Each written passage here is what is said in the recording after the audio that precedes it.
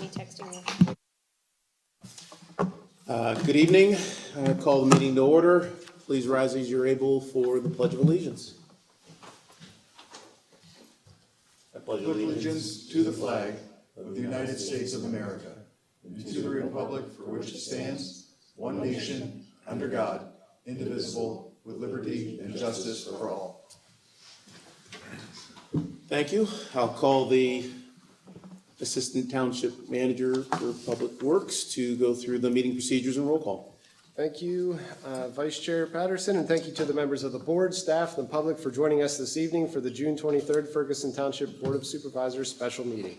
This meeting has been properly advertised in accordance with the Pennsylvania Sunshine Act as a hybrid meeting with the option to attend virtually and in person here in the main meeting room.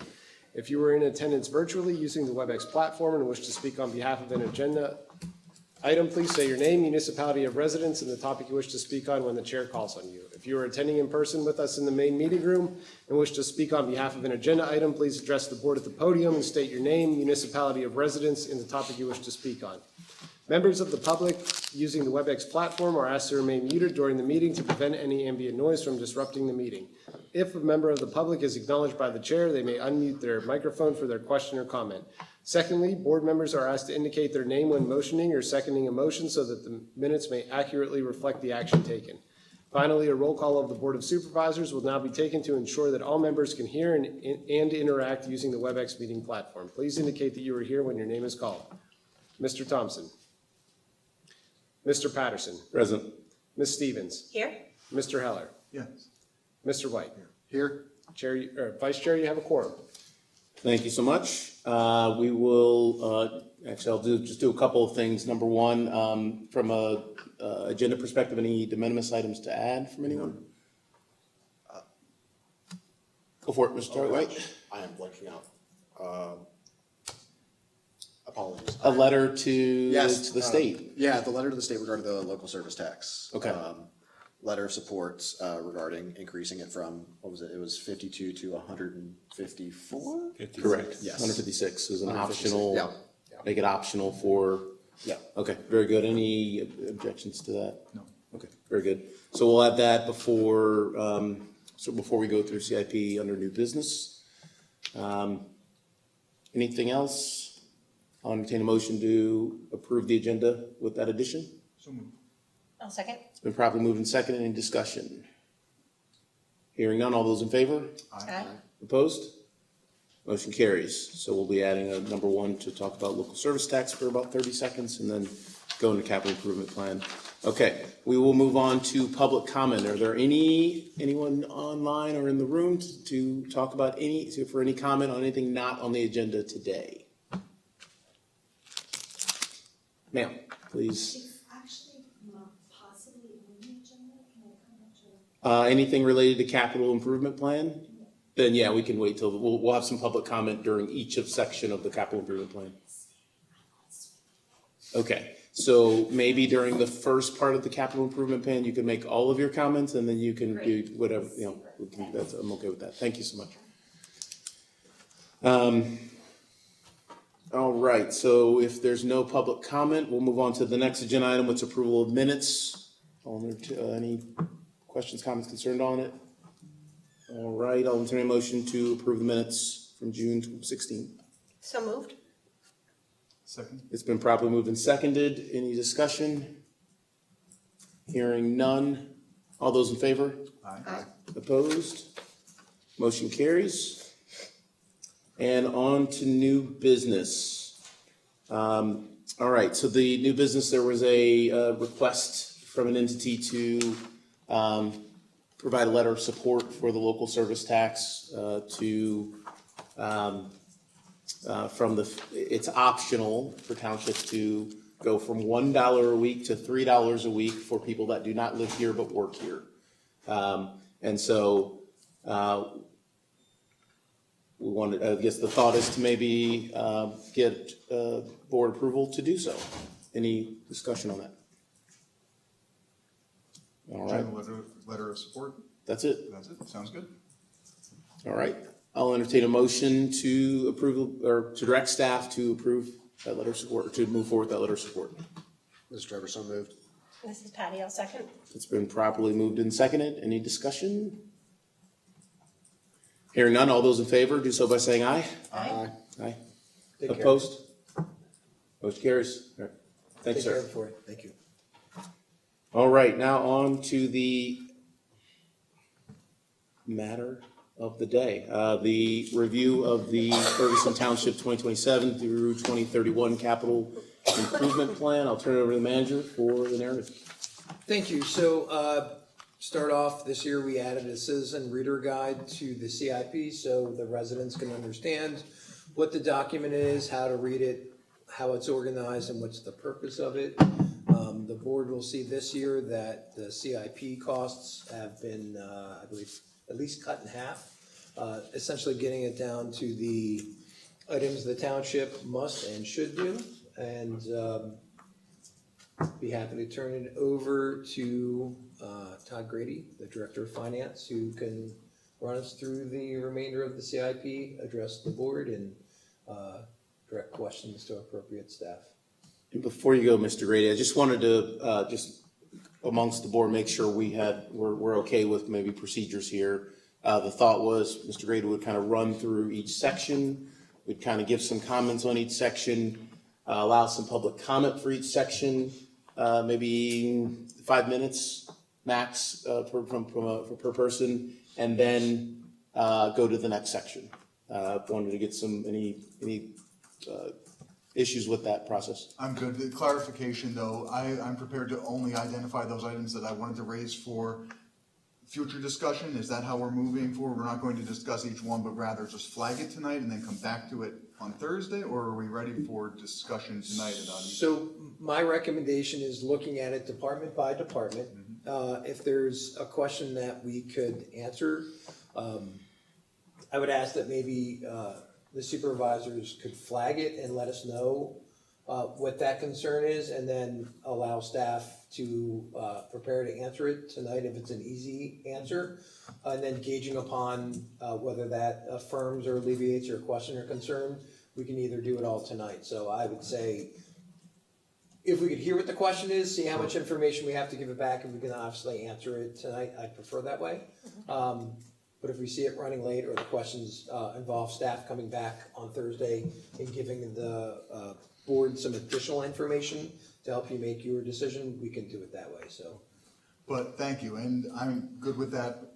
Again, clarification though, because historically we've done it two different ways. And one of the ways that I've always liked and that we use with the COG is that if we get to, we'll say one section, it's okay, who has what issues with what? And then you identify 1, 2, 1, 1, 3, and then that's it. Yep. And then maybe we have those discussions, but we don't have to go line for line for line for line for line, reading narratives, et cetera, if we've already done our homework and reviewed these things. Correct. My ask would be, we'll go to the police and we'll just say, you have it in front of you. Is there any items specifically? If you don't have any concerns, then my understanding as the manager is that you're okay with the items that are within there, items that you have questions about. And then when you're complete, then we can move on to the admin and then finally Public Works Department and see where we land at the evening. See if we need to come back or if we can answer your questions tonight. I'm good with that proposal, Mr. Chair, if that works. I was gonna say, could we get Ms. Denneny up for her comments? They're You- so general, they might actually not be on the agenda. Your Exactly. agenda is so vague, I couldn't really determine it, and I did look, and I just was Okay. like, I know what's happening tonight, I wanna say it. Copy that. So I guess we'll do one pre all of this public comment, Yes. so that we can, make sure that everybody at least gets heard in their time. So thank you, ma'am. Thank Please. you, it's gonna be so brief, believe it or not, I know you probably know. I believe it. It's okay, I understand, I'm usually rude for those. Hi, Laura Denneny,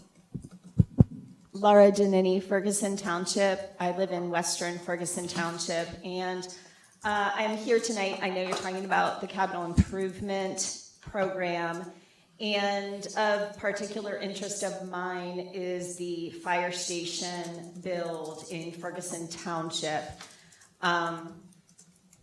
There is, unless you all have revised it, a space on the official map that was discussed pretty significantly and placed there after significant dialogue with the region and the COG Public Safety Committee, determining through multiple studies that had been done over the years, not just the need, but the general location for a fire station. And strategically, it was located very close to the State College Borough Water Authority facility there, and certain groundwork was laid to enable, ensure that despite that being on the perimeter of the Rock Spring Water Company service area, that there would be good water flow to that facility when it would eventually be built. I turned away for a while from the township, and I really didn't monitor the progression of that fire station. But what I generally do believe is that it should have been past the point of ground acquisition and into the point of planning and in consort with the regional needs.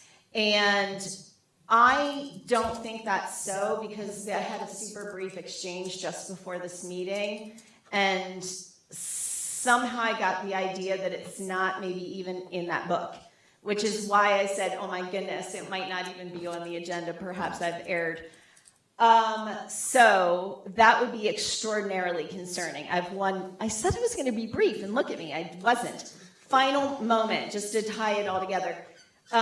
When that was discussed, significantly, there was a group of individuals that on the West End were very vocal and adamant about not needing or wanting a fire station.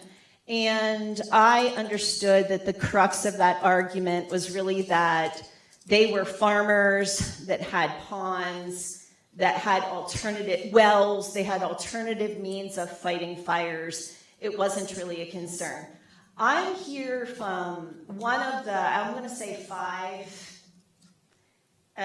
little neighborhoods out in the West End, Ramblewood 1, Ramblewood 2, the Anaconda 1, and then Woodlands. So those are small pockets of dense residential development in the West End where all of those fire hydrants that were originally installed don't work because of Rock Springs Water Company. Now, I did ask Pennsylvania American what their timeline is to actually get them working. I said, do you think about 10 to 15 years, is that reasonable? Because we think probably there's going to be an eminent domain process. But anyway, that's a long time. That's a long time. And there is actually a regional agreement that holds Ferguson Township accountable to build that fire station. So I would say if you are all reticent about putting in the, I think it was purported to be $3.5 million, we'll call it 5 years ago, I don't know, definitely in a losing track stage of life. If you're reticent to put in that kind of a commitment of money, I would just encourage you to open up the dialogue with the COG about what the expectation is for support of the other fire stations as we see the capital investments creep up in those.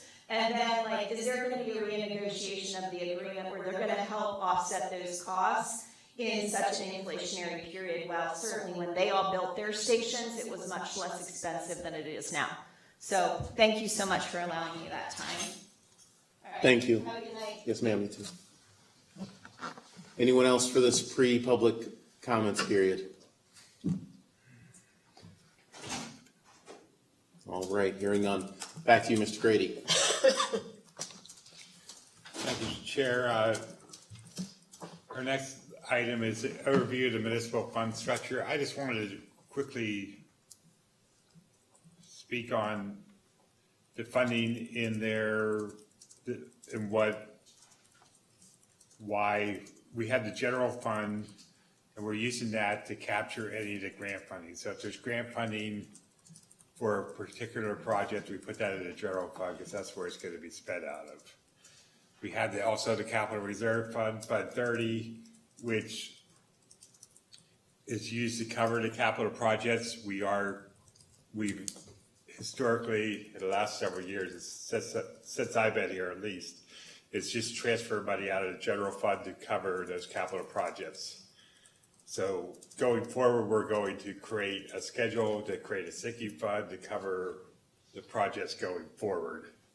So each year, we ought to have an interfund transfer to cover what's coming up. Liquid fuels, that's money obviously comes from the state for the fuel tax. We typically get $640,000, $650,000. We typically spend $150,000 in salt, and we do see for next year it went up by $4 more a ton, or $3.91. And so we anticipate spending about $150,000 on salt and the remaining $450,000 on road repair and maintenance. The Transportation Improvement Fund, Fund 32, is generated from the percentage of real estate taxes, earned income taxes, and transfer taxes. So they range the last 5 years from 1.3 million to 1.7 million. So that's where we're applying that funding to the rest of the road maintenance and also to cover the stormwater infrastructure, the pipeline. So that's where we kind of have things set up. Is there any questions on that? Mr. I just want to say I appreciate the forethought of the thinking of the sinking funds and everything and how we're going to be moving forward. Again, there's more discussion across COG and others about moving to a model that actually formalizes these things so that we can smooth. So I appreciate that. And that will give us a more accurate picture of what the Right. general fund balance, some of that will be moved to capital reserve because we need those funds Yes. restricted for those projects coming up. Thank you for this. So that's the method of what. Mr. White? Good. Ms. Stevens? Okay. Excellent. So thank you, Mr. Howell. That kind of solidified a couple things for me. Number one, that right now we're just kind of projecting no grants. And so until we get a grant, then it'll be in general fund and it'll be in the capital improvement going forward. Is that what I thought I heard? So when we receive, most money comes into the general fund. So if we get a grant payment from an agency, it always lands into the general fund. That's where it's received. And then we'll transfer it to the appropriate fund for expenditures. Sorry, I think I missed that. So we're going forward, never going to have, 16,000 or something there, but it'll be pretty low in general moving forward. It's always going to come from either capital, fuels, park improvement, or transportation in general. Example, the recycling, the leaf truck has a recycling grant for $275,000. So when that money, if it gets awarded and comes in, it will go in the general fund and the rest would come out of the capital reserve. Okay. So I'm just reporting that if you see any general fund expenditures, that's grant funding because we don't have any place else to put it. Copy And that. we can't put it directly into the capital reserve account. Very good. Very good. Love the overall process. Anything else from the board on this first item? Hearing none, we'll go to public comment on the overall municipal fund structure.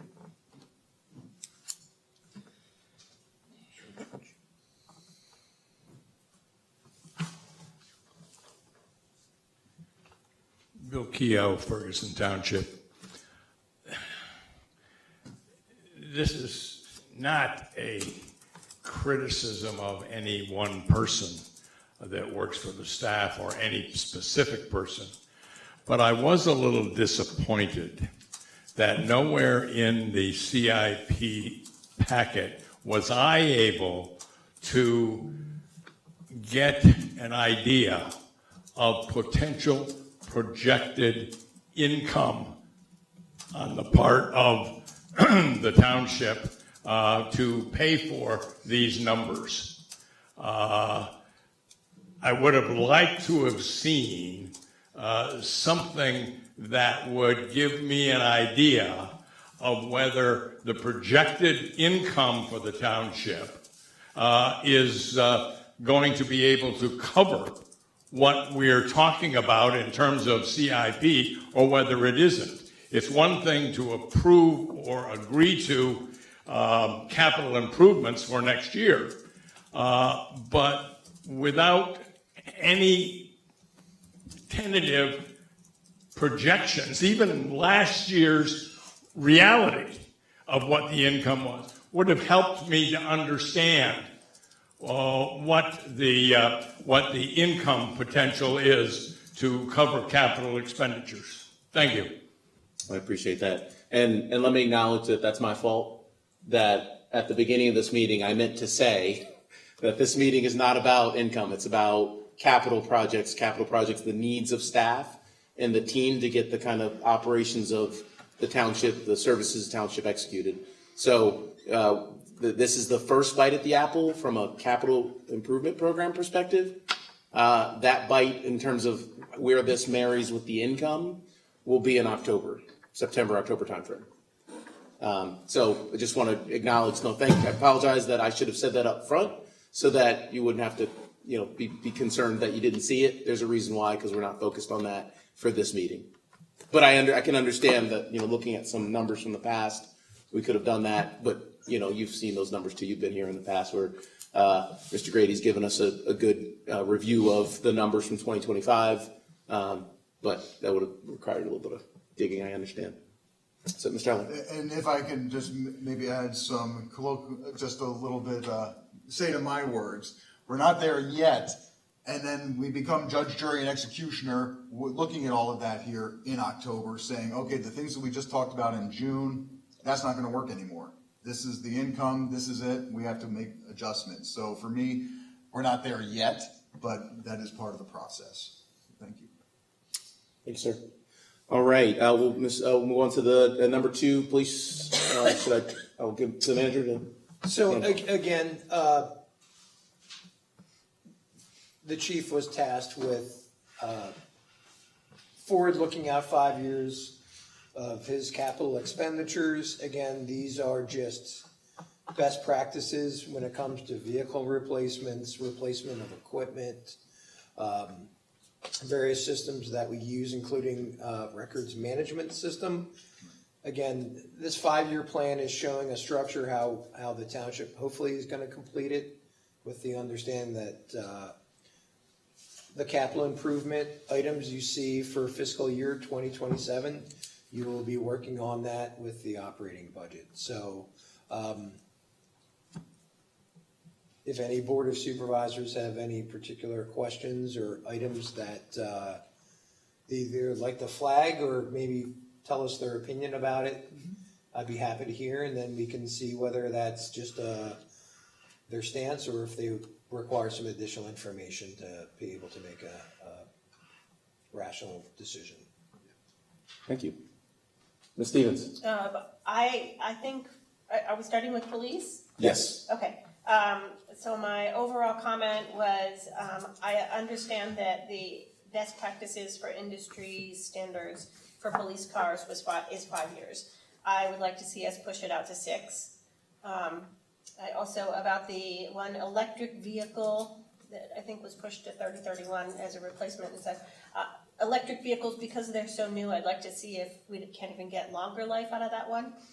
And let's see, I wanted to flag the drone. The question about the drones.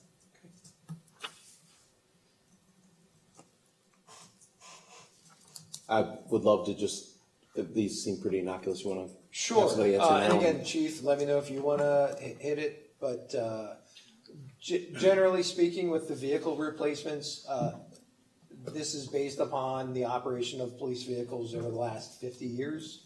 I think the chief's opinion about scheduling them out is mine, is we'd like to show you the worst case scenario, the shortest term. And the chief and I have spoken that, he evaluates the replacement year to year. And if we have a vehicle that's still workable as an emergency response vehicle and we get an extra year, the chief will push it out. I'd hate to see us push it out further and then, be at year 5 and have to come back and say, we need it earlier. And then the chief can probably speak about this, but we just received or are receiving our first electric vehicle. That's been... Oh, sorry about that. Okay. Pardon me. That's being placed in service now, and again, I've had conversations with other supervisors. I don't think we have enough data back from it being in the fleet to understand how many years we can get out of it. So those numbers could be Right, okay. pushed out. So this is just worst case scenario. Our hope is, and if the chief wants to add anything to that. Yeah, I would just say that when it comes to vehicle replacements, you know, some of these already are projected past 5 years if you look at it. And also, we also have admin and CI vehicles, criminal investigation vehicles. Those are 10 years. And if you look at the entire plan laid out, I'm actually keeping them for longer than 10 years. When I'm looking at this 5-year plan is making sure that we're spreading out our vehicle purchases. So when you look at it, we got 2 this year, we're getting 2 next year. I think 2 in 28, there's 3 in 29, and in 30 and 31, there's 3, but that's also intermixed with administration vehicles, which are actually cheaper than patrol vehicles. So the years that we have 3, it's usually an admin vehicle, this part of it, because the upfitting doesn't cost as much. It's about $85,000 right now for a patrol vehicle. It's about $50,000 for an admin vehicle. So when I have a 3 vehicle year, I'm trying to make sure that's also an admin vehicle that's in that year to kind of level out the cost as we go. Some of these vehicles are also picked up. They're not discarded. They're picked up by Public Works. One of the vehicles we are trading out next year at 5 years is a vehicle that is going to become our crime scene and our accident recon vehicle. It's the vehicle that we're going to put all of our equipment into. So that whenever we have a big scene or a big event that we have to take all that equipment to, we have a vehicle to do that. Originally in the CIP, when I arrived in 2028, we were going to get a new vehicle to replace the ambulance we now have, which is from 1995, and that was going to be at probably an $80,000 to $90,000 cost. We cut that out of the CIP, and we're going to reuse one of our patrol vehicles to accomplish that task.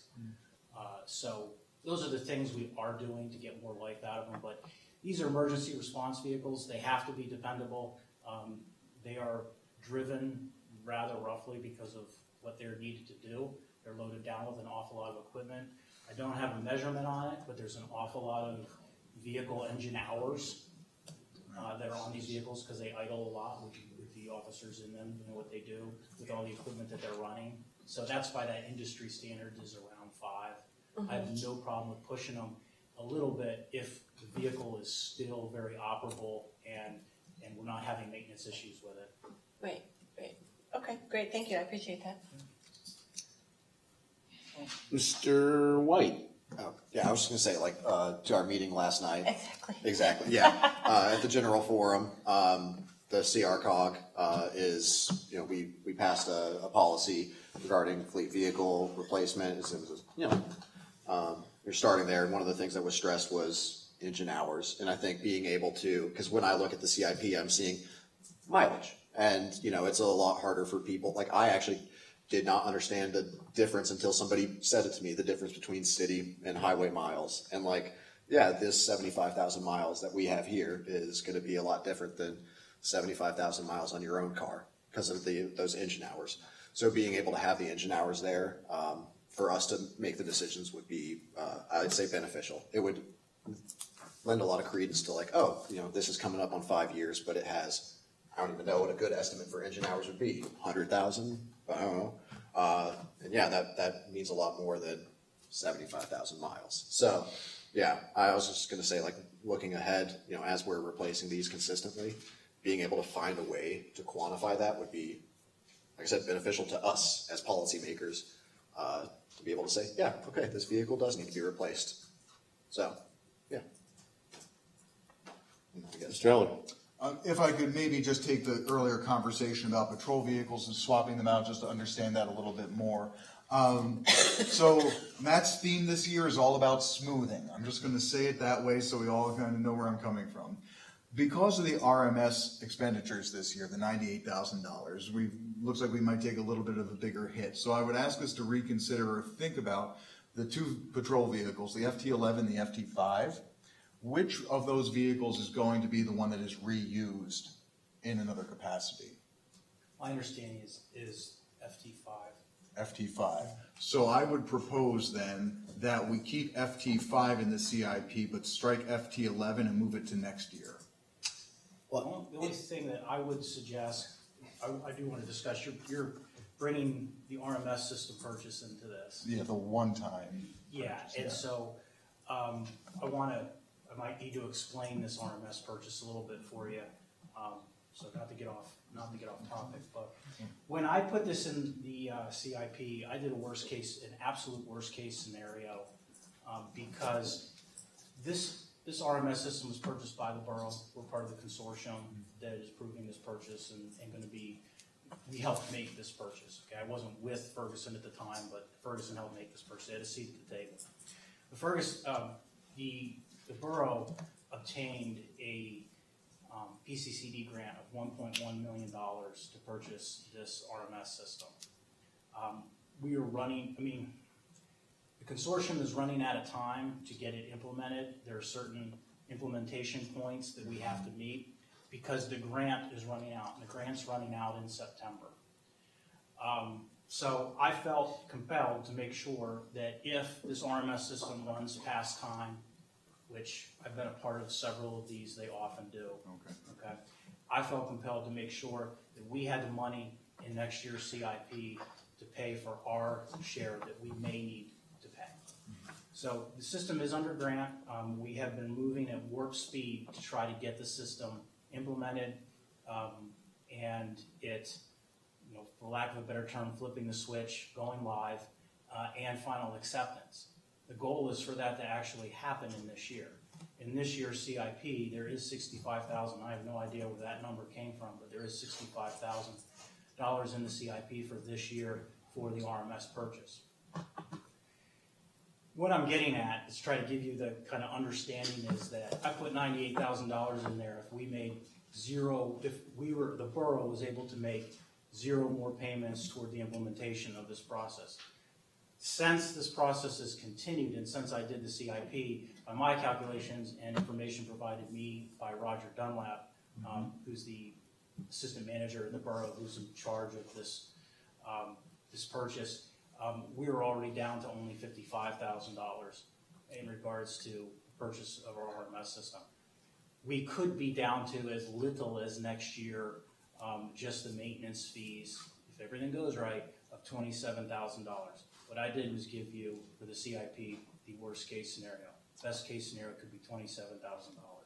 So between this 98 could be between 27 and 55,000. Was it 55,000? I based on what Roger's told me, the payments that have been made under the grant to this point, because we've hit certain milestones, we haven't hit the final milestones, that we are now at 55,000. When I did this, we'd only made one payment. The consortium only made one payment covered under the grant, so I really wanted to go with what that figure was. So I apologize if maybe that was too conservative, but I wanted to make sure that we had the money there in case this all falls through and we're not doing this till next year. Okay.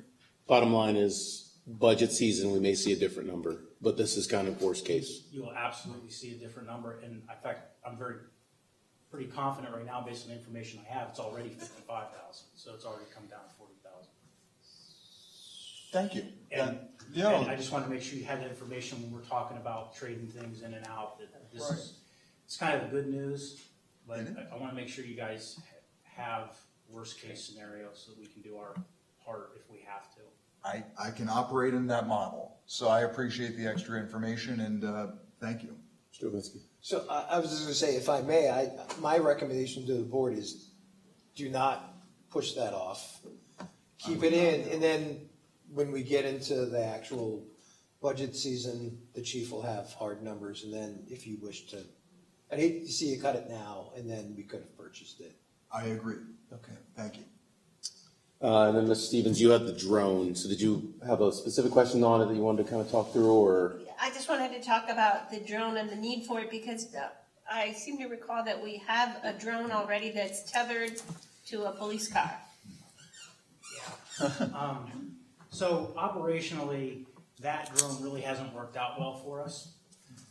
It has been used in a lot of public settings, like at the Township Safety Fair. We take that for demonstration purposes. But from a tactical standpoint, it really hasn't been super useful. And the reason why it hasn't is because it's tied to a car. And being tied to a car, it can only go where a car goes. It has a limited ceiling, and it can only go to the right, left, forward and back, so much distance because of the tether to it. So it lacks a lot of functionality as a result of that.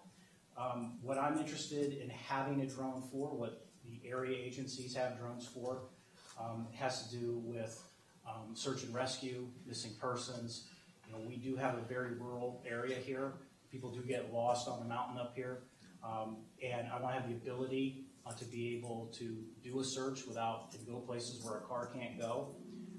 We also have the need in highly complex crashes. We just used a drone from the crash team a week and a half ago for the fatal crash that was on the mountain. Might have been able to use the tethered drone for that one. That's one we probably could have, but we didn't have our operator, so we used the drone from the accident recon team.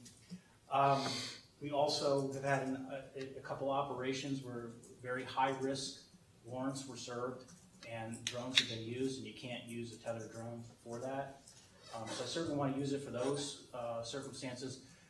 There's the potential for our officers having to enter very dangerous situations, very dangerous environments, and quite honestly, I'd like to have that piece of equipment to be able to send around the corner instead of an officer in those situations.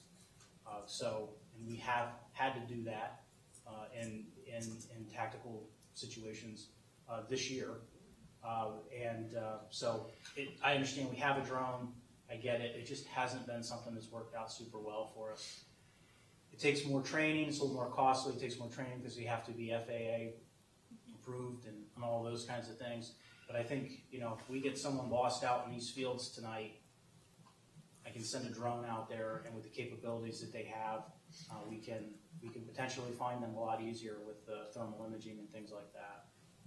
So is this a situation, like you had said, the incident last week, you had accident recon, who is that? So that's potentially shared service kind of thing with them? No, we simply would have our own rather than depending on our consortium partnerships, Patton, Ferguson, I'm sure we are Ferguson, Patton, State College, and Penn State.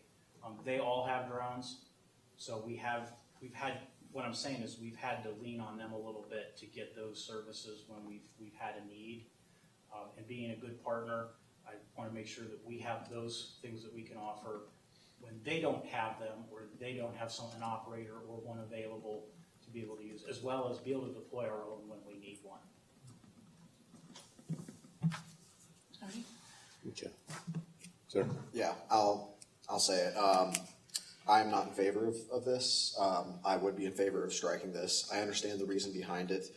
I genuinely feel like this would create, it has its own tactical uses. I hear that, and I absolutely understand that. This is one step further in the militarization, and that is, something I'm deeply uncomfortable with. We're seeing the deployment of drones in military environments right now.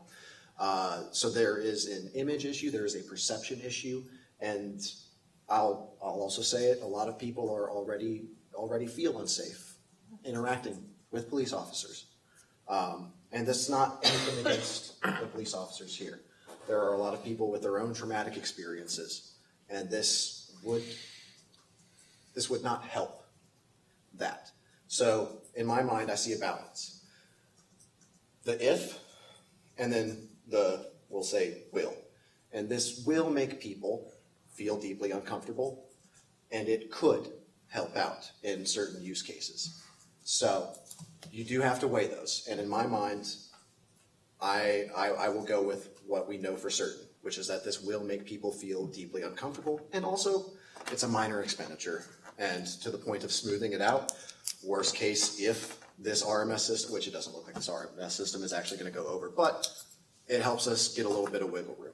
So I'll just say that I'm not in favor of this. I would be in favor of striking it. I guess I do have a question follow-up to that. So the drone, is it sort of like the cameras that does Flock control the drone? Who gets the information from the drone, or does it get destroyed then, or is it kept? I don't understand. Only the police department gets the information from the drone, and if there's evidentiary information, that information gets stored in our evidence files, in our evidence.com that we have. So that information just stays with the police department, like any other, just like body worn camera footage, anything like that stays with the police department. I appreciate Mr. White's comments. The one thing I'll just say to that though is, it's not like we don't walk into a scene without the drone going in front of us and we use the drone to talk to people all the time and all that kind of thing.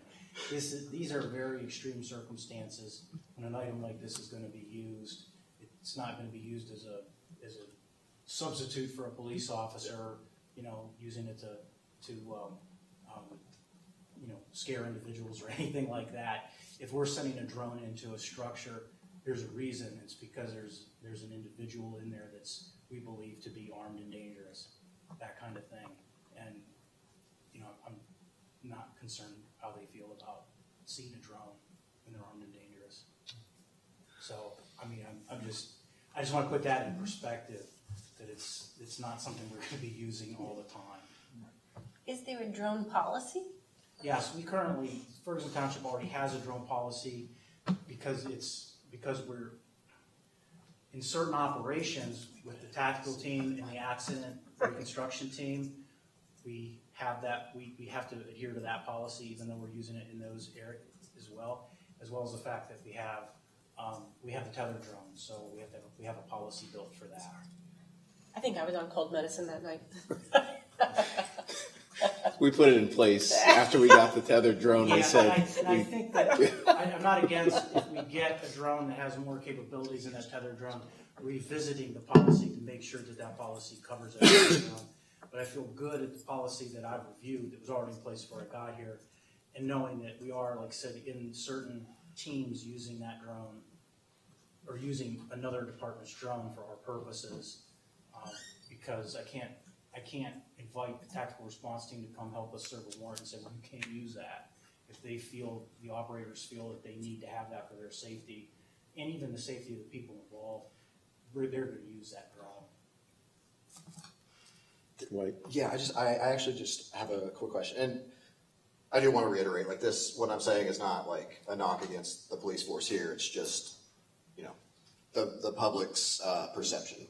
And so I do have another question, which was, back when I was an undergrad, there was, it was some kind of, I don't want to say like display, but there was a police force, and I don't remember which police force it was, but they had an MRAP.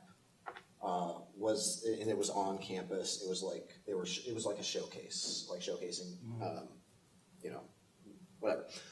Was that Penn State? Was that the borough? I can't remember which one. MRAP. It was olive drab. We'll say SUV looked like an up armored SUV essentially. Okay. Olive drab. Is that Penn State or was that the state police? Are you talking about the emergency response vehicle? It's green. It's up at the stadium all the time. Yeah. That's a task force asset that is owned by several counties. Okay.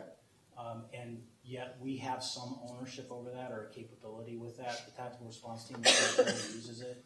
It's used up at the stadium, and it's been used in several operations. So it is, but it's a big truck. Yeah. So that's kind of like where I look at it with where I'm looking at the drones, if I'm being honest. Like it's similar. Like that has a specific tactical use, right? It doesn't get used very often. The drones probably wouldn't get used very often. But it does create an image that makes people very uncomfortable. And I think, you know, if we're looking out 10 to 15 years, drones and these, you know, tactical response vehicles are going to be equated with one another. We are seeing the employment of drones in military environments, just as we saw the employment of those types of vehicles in military environments over the past 2 decades. So again, it comes back to an image, I don't want to say accountability, but like trust and confidence in the public. And it is definitely a balance to be struck. And I'm not discounting the tactical employment of it, of drones. I'm not discounting like the massively beneficial uses in search and rescue. I'm just saying that these are things we have to weigh. And that's why I'm in favor of striking them, and I will leave it at that. Does anybody else want to strike it? I'm not gonna hold it against you if you say no. No, it's funny because when we had that's why even with the tethered drone, that was sort of, for me, the thing, because it would only go a certain thing. It is this whole surveillance thing that I have gotten feedback on about that people were uncomfortable with. It's like the cameras on at intersections, things like that. This whole surveilled thing is bothersome to some people. So I'd be in favor of striking it as well. But I guess we're going to be split on this. Here's what I'll say about it. I believe that having cameras has made more people, it's made me more comfortable with accountability for actions, no matter who's taking those actions, period. Full stop. And we can talk about that offline of all the examples of things that have happened and nobody's seen it, versus now where things are happening and people are seeing it. Camera phones, body-worn cameras, in this case drones, you put it up in the air, you go fly around the forest looking for the person that's found, and they put a smoke signal, bat signal, or whatever they're doing. So we don't have to hit this much longer. I think there's two people in favor of striking it. Let's go ahead and strike it. And we'll take some public comment on, You want to strike it too? Because that's. in my mind, I'm kind of taking the, wherever, if there's two that want something gone, I'll go with it. Bill Keogh, Ferguson Township. 3 or 4 things on the police section, not just drones. Coming from the western end of the township, which is 2/3 of our geography, we have a lot of opportunities for search and rescue in the western end of the township. We actually needed the drone to find an individual who died a year and a half ago in Ferguson Township. Couldn't find him anywhere. And it was a drone that finally found his vehicle in the western end of the township. We have the opportunity for accidents in the fields, and we also have the problem or the issue. I actually had a hunter die on our farm because he fell out of his tree stand, and nobody knew he was there. And we would have loved to have had the drone to be able to search a wide area. I don't think that the use of a drone by our police force would be a problem. There is an item under the should-do list for the police department. Speed sentry signboards. Got to tell you that the police chief heard loud and clear when he first came on board from the western end of the township that we need these things out there to help control the speed issues in the western end of the township, especially through some of the developments. We need these kinds of electronic speed. I like the idea of starting to track engine hours as opposed to mileage. Most people in the business of mechanical things tend to tell you that hours of use are far better indicators than mileage when it comes to vehicles. And so I think, although it's not in the CIP, it was mentioned tonight, and I think that the township should look at some ways for our entire fleet, not just police, looking at engine hours and replacement. I always get a little dubious of best practices as a reason to do things. I'm never quite sure where best practices comes from. So, thank you. Thank you. All right, so I'm gonna retract what I just said. We'll take drones, we'll put it into the Thursday bucket to talk about perhaps a little bit more full. Give everybody a couple of days to kind of ruminate over what Mr. Keel said, because I really appreciate that he had somebody pass away and it's been good to scan the area. And I want to say I'm not unsympathetic to that. I really this is something I am weighing. So I just want you to know, I'm not unsympathetic to the arguments for. It's just I do feel like I need to speak for the against. And on that note, actually, I wanted to mention the red dot sights for the handguns. Initially, I was opposed to that, but after having a conversation, I'm coming out in favor of that. So one, it was a cost reduction, actually, and because they're bundled together. And in my experience, why I was initially opposed to it was because the Marine Corps made a switch from iron sights to rifle combat optics. And when they made that switch, you had a lot of people who thought that they could shoot better because of the transition, right? And so I was initially concerned about it because of the lack of fundamentals, and also I was concerned because of, we'll say, potential use of force or having to re-zero consistently with having an optic on it, but learning about how they have actually been, we'll say, bolted on together, we'll say the nitty-gritty of this package, I've come out in favor of that. So it looks like it's a cost saving, and we'll say makes people more, I'm blanking out on words tonight, I'm sorry, but making people better at their job and saving us money. So cool. Appreciate that. That's all I got. All right, so police, the only thing that we flagged was drones. We've had enough kind of conversation about the rest. Is that accurate? Very good. We'll move on to Administrative Department, Mr. Manager. I'll turn it right back over to Todd. We only have a few things on there. Mr. Grady. Yeah, he's pulling it up on the screen. Excellent. We just have a replacement for administrative staff vehicle.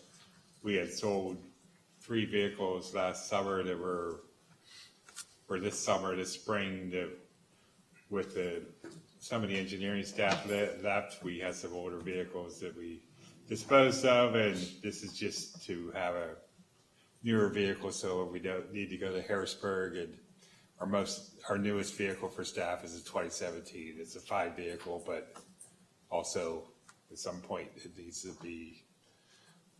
have a newer one essentially. So, and we have an electric vehicle for staff, but the range is not, you can get to Harrisburg or back as long as you don't have a traffic jam or any other issue. You're not getting back without charging. So It's pretty good chargers out there now. Anybody have anything? Ms. Stevens? Yeah, I just was sort of, when I saw that the vehicle was on there, I was just surprised. I was sort of interested in cutting fleet, not adding to the fleet. And we shed 3 vehicles, so Yeah. Do you want to make sure we have at least one vehicle that's reliable for the admin side? That's great. and preferably at all-wheel drive. So we do travel in the winter. Okay, so this number 3 included executive and IT. Does anybody have any questions on any of them? You were going to say, Mr. Taylor? I did want to just draw the attention. There was, there's a question mark randomly placed in the administrative vehicle for staff narrative. I corrected that. Okay.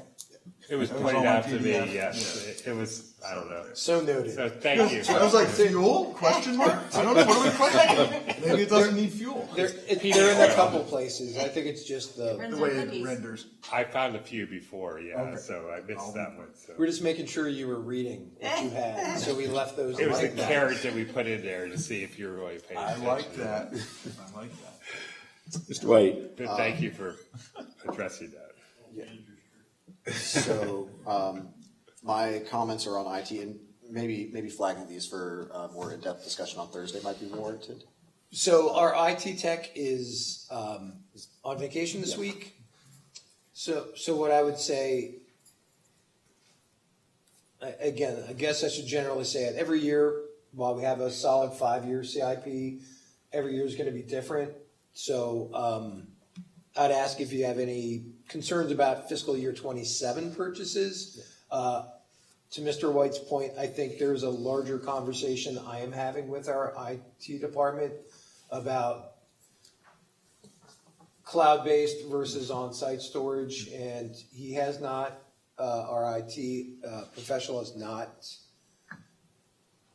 come to a recommendation to me yet, so I would ask Mr. White or any Board of Supervisors that that's still in process, so do not be surprised if you see future CIPs have a little bit of different information, and I'd be more than happy to talk with any supervisor offline, meet with the IT department.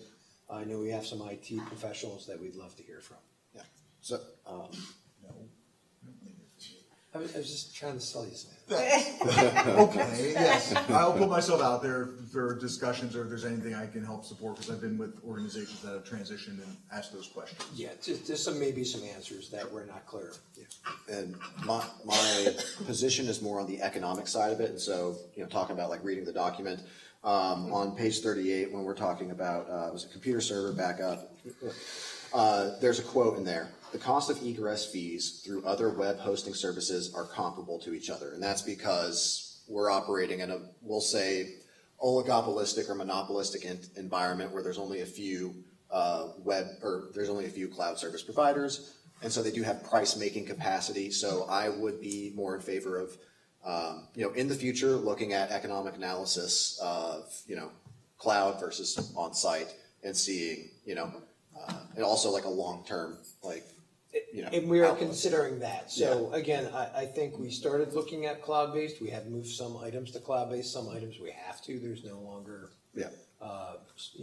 physical server programs that will work, but that's, again, something that we will see about what the long-term fiscal commitment to move in one direction or not will be. As I would call it, the TCO, total cost of ownership of the IT system. Yeah, that's exactly. Okay, so nothing we're trying to strike, we're gonna maybe talk about it on Thursday, just a little bit, or maybe offline, we may not talk about it at all. I think my position is this is a very low number, and if we start talking about on-site servers in the future, that's a very high number every few years, because then you're replacing your own servers or each and every server. But but we can, as you do that analysis. I think that's a longer term. I don't think that's, if we come back Thursday, I won't have an answer for you. Yeah. So, that's a longer, This is just something to keep in mind as we are moving through budgeting. and those questions have already been directed to me in my first month from IT. So, what your concerns are I'm already hearing from our professionals. Awesome. That's really reassuring to hear. So thank you. Copy. Any public comment on this administrative department section? All right. We will move on to Public Works Department. So either James or Todd, I don't know if you guys want to tag team it. Or, Maybe before you do that, how about we Any just go questions? supervisor by supervisor, go. any kind of direct items, any items associated with any of these subsections: highway and construction, maintenance of roads, parks, administration, buildings, engineering, street trees, stormwater management, or traffic signal upgrades. I'll start with Mr. White. Yeah, I'll just say, when it comes to traffic signal upgrades, what I'm going to be looking at moving forward is, I'm going to be gathering a lot of we'll say open source PennDOT data and check that against, what was it? It was publication 63, I think? Yeah, something like that. 49, 46. 46. 46. Sorry. Okay. Yeah, I'm going to be doing my homework there to figure out, what intersections we could potentially start looking at for traffic circles instead of having these ongoing costs that are going to need to be, keep happening over, what was it, a 20-year basis. We've got a lot of traffic lights here, so one of the things I'm going to be looking at is okay, is there a way to reduce that? I'll not opposed to any of them. That's just something that I'm keeping in mind. And then when it comes to the traffic study, I just want to reiterate, big fan. I'm a big fan of that. So thank you. Mr. Heller? So if I may, so we are talking at this point about public works and administration, buildings, et cetera. Everything in Public Works, you bring it up, we talk about it. All right, then I would like to talk a little bit about the Bobcats that are there. I know last year we talked about the Bobcat needing to be replaced because of rust, the $84,000 one, but now there's a mini excavator. But I know that there's a transition maybe moving away from Bobcats into excavators. So I'd like to see if we could trade something there or not do one of these purchases and maybe understand a little bit more about that publicly.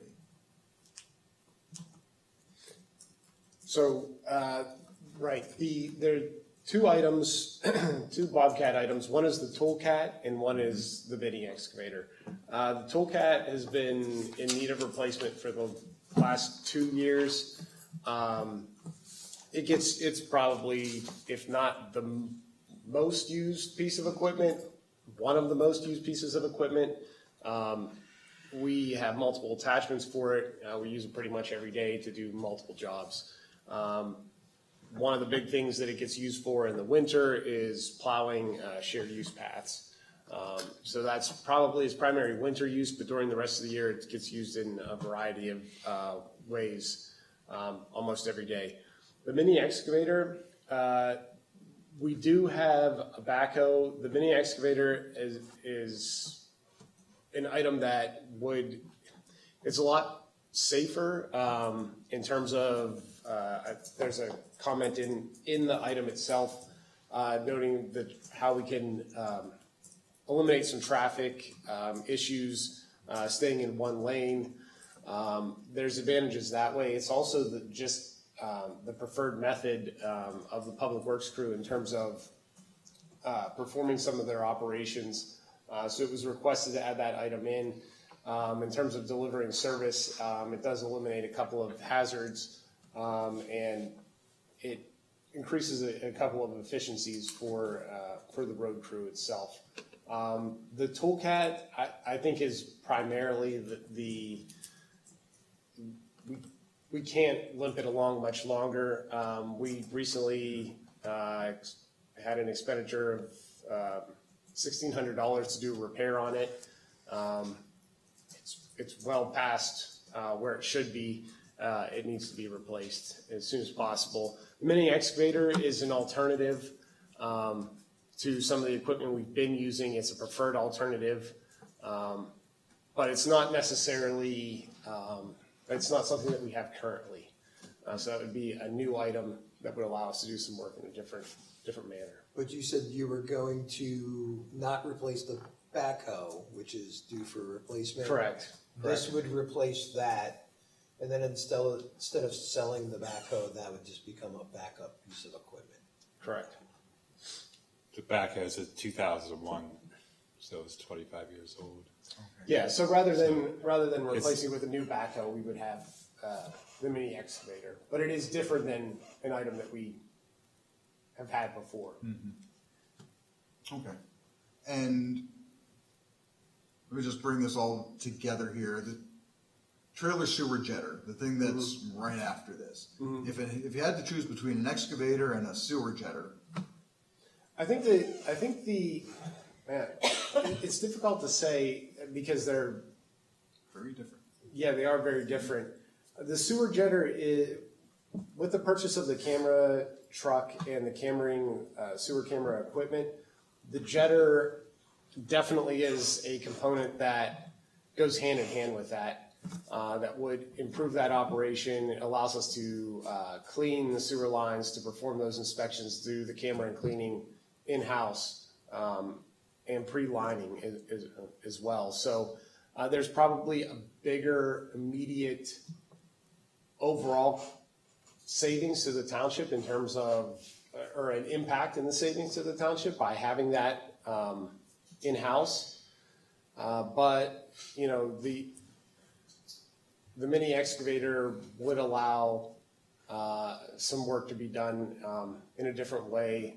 As mentioned, it would be much preferred to the equipment that's there now. So different jobs. And we currently do rent a mini excavator. We do rent a mini excavator whenever we. Let me help here. What is the biggest risk to our roads in this township right now? Water, the stormwater, And can you go a layer deeper? the failing pipe. Yeah. Failing pipes. Yeah. Okay. And so how much have we been paying per year in cleaning, And cameraing, cammering, lining of these pipes that are, how many miles of pipe is it? That's 33 miles of pipe. 33 miles of corrugated metal pipes that is Yeah. failing. There's 33 miles of pipe, 17 of that I believe is corrugated. But 17 miles of corrugated metal pipe that has not been, much of it is beyond its useful life from when it's rusting. And so there's a process, and this is just kind of summing up the past. These pipes are rusting out. There's a process that we can, and I'm just trying to help myself and help whoever's listening, that we can line the pipe and extend the life of the pipe and make sure it doesn't fail. yeah. And what I'm hearing is that these pieces of equipment will help fix that. Yes, that's correct. And how much have we been paying contractors to do the same, per year on this? For this year, the camera and cleaning contract, there was $150,000 in the budget. It's oscillated. At times it's been higher, at times it's been lower. But in this case, by bringing the camera and cleaning in-house, it allows for that money to be allocated straight to pipelining to have essentially a bigger impact. Copy. That money, I'm just trying to get to like the savings for I know money. Let's talk money here. How many miles did that 150K get us of, was it cleaning and? Well, we haven't put it out yet, but No, last year. For reference, last year, we were, based on the costs that were there last year, we were looking at, it would take 13 years at about $660,000 to line everything in the township. Per year. Per year. Camera and cleaning, we do the roads we do the pipes that are going to be paved, but then anything else on top of that, it was extra, so. So we're talking $7-8 million to Yeah. line these outdated rusting pipes. Yeah. $7-8 million roughly. And we're talking about a few $100,000 for equipment for our staff to be doing a lot of that, cammering, cleaning, not lining though, correct? There's still a little bit more for lining. Lining would be. Lining is still, it's gotta be contracted out. So is it still a couple $100,000 a year if you camera and clean it clean. ourselves yes. by purchasing the jetter. We already purchased the camera equipment, so we can use that. Then it's staff time, Which the is public works time, Yeah, which already is, paid, operating. yeah, and so you can move the camera and cleaning money contract into the lining. Okay. And, for reference, the contract amount for this year is $150. With the camera truck purchase plus the cost of the jetter in here, it would be just about $150. Whatever. Plus or minus. Yeah, plus or minus. It's about $150,000. So the way we were looking at it was, I think the previous CIP had, over the course of 5 years, that would be like $1 million. In this case, we just pretty much eliminate that. We purchase it one time. We have it at our disposal to use as needed whenever we need it until we can get all this completed. And then at that point, the lining, once the lining's done, you've got about 50 years. You're done. So at that point, you might still do some cammering, you might have a clog, you might have some other issues or something along the way, but at that point, we're past that, so. Thank you. So if I may, and you took a different approach, but I think we're getting to the same thing. I am all for the sewer jetter, so I think that needs to be first understood. What I would like is maybe for Thursday to better understand what we spend on rental costs for the excavators, unless we have that. Can you pull those specific? We had the rental costs. It's not remarkable, but you also have to. So let's just make it an Wait, action item for Thursday, is to talk about rental costs associated with the equipment or with the mini excavator. I guess that line item for mini excavator is what we want to talk about? Okay, for Thursday. Okay. Anything else on Oh, sorry, that was the start of your list. Keep No, going. that was it. That was it. All I was Sorry. gonna say, and I'll say reiterate on Thursday, I'd much rather see us, if there's cost savings and we don't own a vehicle that we have to maintain, et cetera, putting that money back into our township folks that are renting these vehicles. I'd much rather see taxpayer money going into supporting those local businesses through rentals. Okay.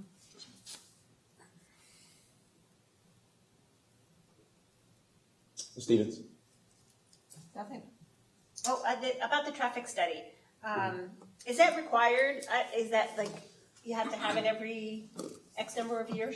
There are certain things that it allows you to do once you have it. The last time the township did it was 2013, I think. 2013. A lot of that data is just frankly outdated. A lot of conversations over the last few months looking into some options for grant funding and some updates to historical projects and developments that have kind of languished and looking at those sorts of things. And it's necessary. It's time. We've had it in the CIP and we've kind of had it pumped out for a number of years. I think it's time to get that and to start looking at some of these things, as Supervisor White mentioned. Some of the intersections, they may not have met a warrant for a roundabout or certain status years ago, but they might now.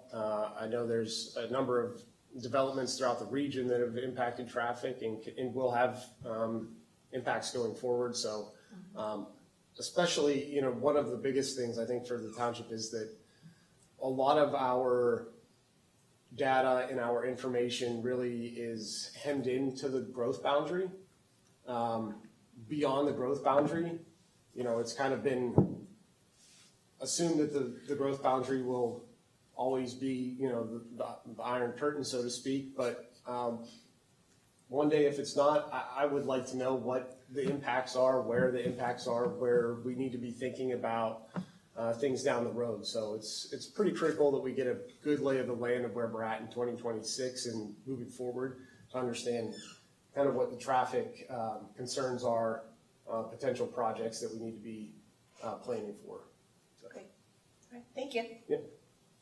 No, I'll just echo, like, one of the, we'll say manifestations of how traffic patterns have changed. I imagine cost of living since 2013 has changed drastically. And I know that because a lot of my friends have had to move out of the area. And so living in Pine Grove Mills, I see a lot of that traffic coming over the mountain, down, so there's a lot of, like I said, changes that have happened as Penn State continues to grow and is the major employer here.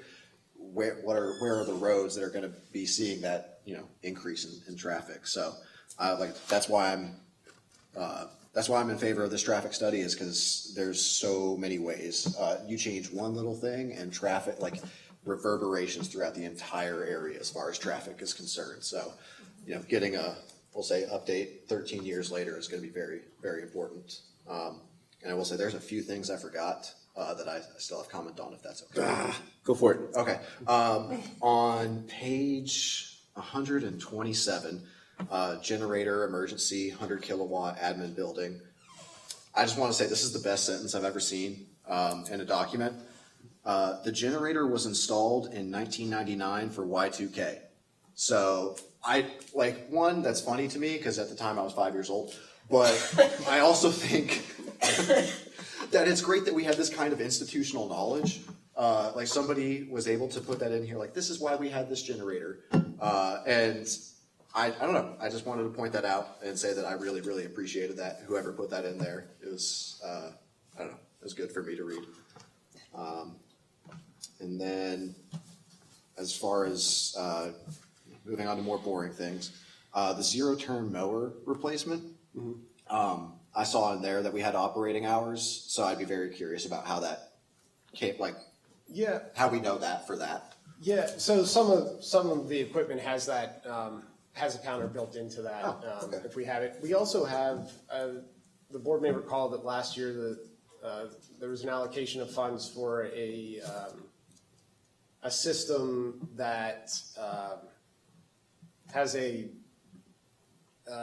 guess like an internet capable Internet of Things component that has a GPS device that goes into the fleet vehicle that reports certain data back to a dashboard that staff can review and be aware of these things. So there's a lot more detailed data, and we're working on, we've worked through it. We're prepared to go live. We need a couple of things to fall into place, but access to that information that we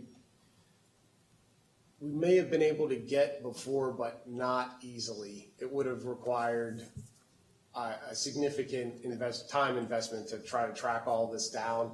If we could get it at all, in some cases we couldn't. But we're adding that into, I think, 17 of the public works vehicles. So we should be able to have a lot more data on our hands going forward. So Cool, thank you. And the last thing I have is regarding the street tree planting. In anticipation of having arborists hired and trained in 2027, Township will switch from contracted to planting with our own staff. And I just want to say that I'm, again, big proponent of that. I guess this is where we might differ. I do think having a lot of in-house capabilities is very important. And I think the importance of street trees moving forward, back to our conversation about the speed century signs. There's only so much that enforcement, there's only so much that letting people know the speed that they're traveling at will cause them to reduce it. And so one of the other importance of street trees is narrowing that field of view and making people drive slower. So I just wanted to say that I'm a big fan of this, and I don't know, I just appreciate all the work that staff put into this document. So thank you. And that is, I'll shut up. Just a quick question on the zero turn electric, the one that we're going to add. Are we going to fully sell the other one, or would we have two to now kind of use both until the other one dies, and then we're at one? yeah, I believe that's okay. Fantastic. Plan, yeah. That's great, and so double the work for a little while, hopefully, and then let the other one at some point go kaput. Okay, the one thing I had was the Nixon Road maintenance of, highway construction and building.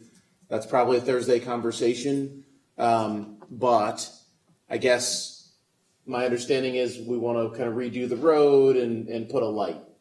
And I think it's probably time that, with the traffic study, understanding what that traffic is that comes through there, maybe re-looking at if it's a roundabout, that's the best, even though it's a couple $100,000 more, kind of making that investment so that we're not paying, having to depreciate a traffic box for 5 years and then paying $50,000 every 5 years. The roundabout's forever, and you take a weed whacker for the grass in between or the rocks or whatever you do. So I'd like to revisit that. Just a point of clarification, there is no signal proposed though because it didn't meet the warrants. There's intersection improvements to the tune of $1.5 million. Right, but not a signal. Right. It's fair enough. I just Okay. wanted to Copy. make sure Fair that enough. people Okay. aren't listening going, wait a second, I just needed to clarify. Yeah, Right. And just to be sure here, on this item, for 2027, you're looking at the design portion of that, so we I would still agree. be able to. I think we need to revisit what the decision is, Sure. such that we don't need to design it until we've revisited that decision. I truly believe that the number in 2030 doesn't matter. It's 1.1 we think now, it's probably 1.5 by the time we get there.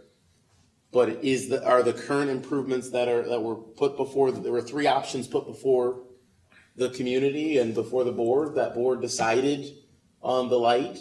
I can't remember which board did it. Or sorry, on the road improvements. And that was the cheapest option.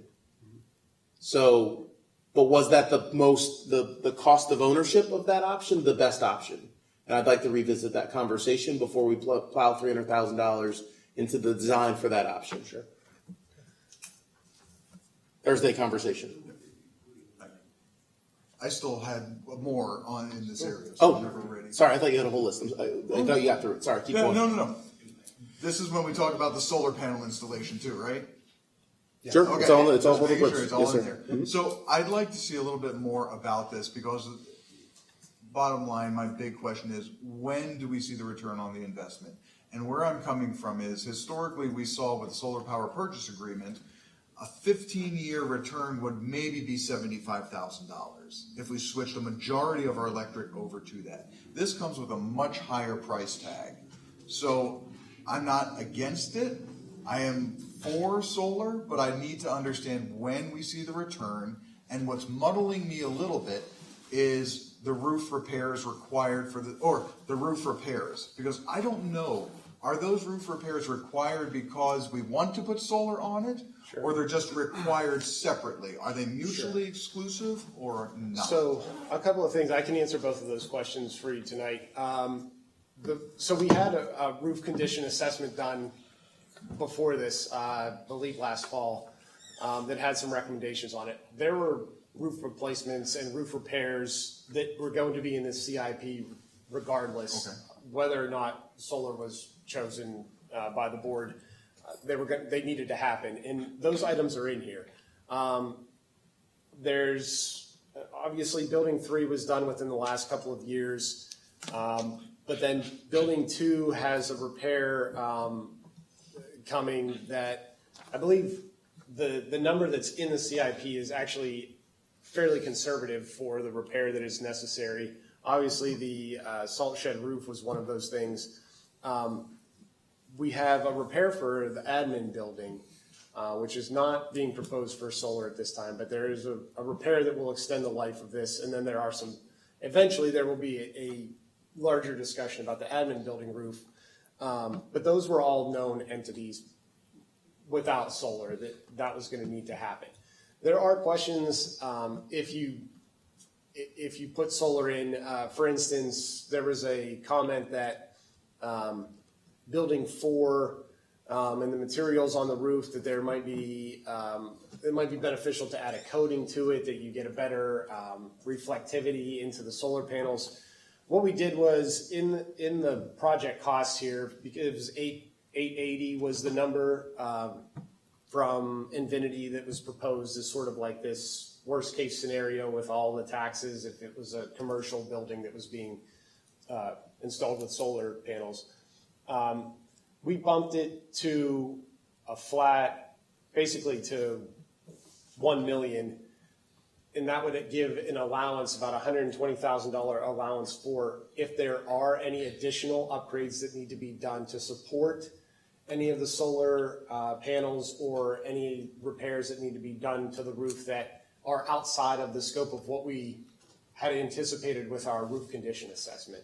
So if there was something that, for whatever reason, there needs to be something special put in place that we weren't accounting for.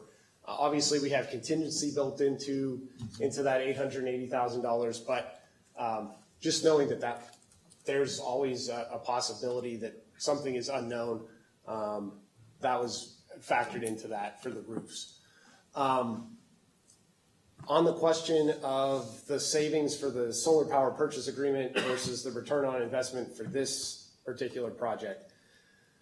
So for this project, the estimated return on investment, the break even would be after about 13 years. The difference here is that the two projects they're very different.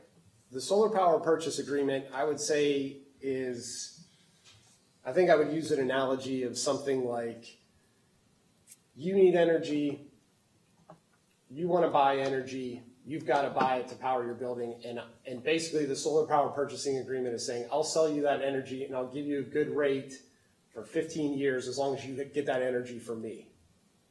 And so the difference was basically the savings, the $75,000 in savings is the difference between that locked-in rate was about 8 cents a kilowatt hour, and that was the $75,000 was the projected, that was the difference between that versus what the anticipated market rate would change. Now, it's hard to predict. Over the last 10 years, I went back and looked at our electric contracts.